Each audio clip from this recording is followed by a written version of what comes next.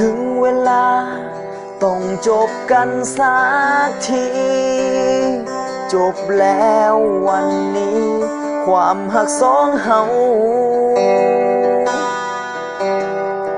มีเพียงความหลังที่มันทำให้ปวดร้าว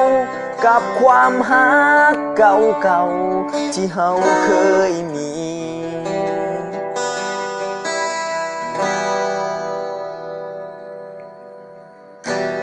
ในเมื่อเจ้า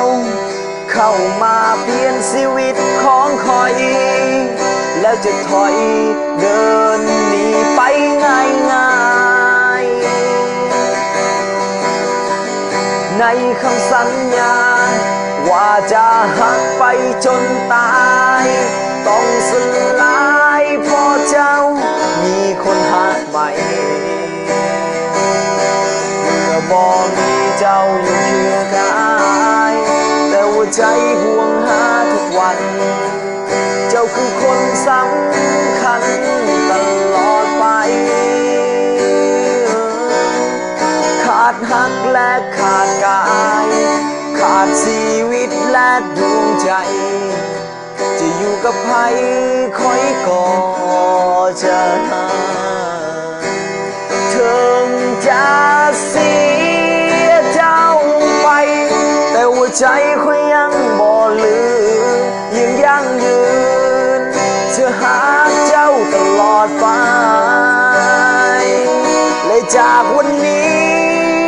จะหาบ่มีเปลี่ยนใจลืมเจ้าบ่ได้เพราะว่าใจยังหักอยู่ชาดาดีดาดาดาโอชาดาดีดาดาดาปะปันดาชาดาดีดา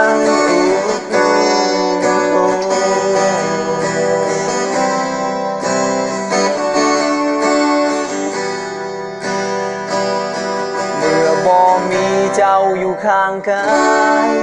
แต่หัวใจห่วงหาทุกวันเจ้าคือคนสำคัญตลอดไปขาด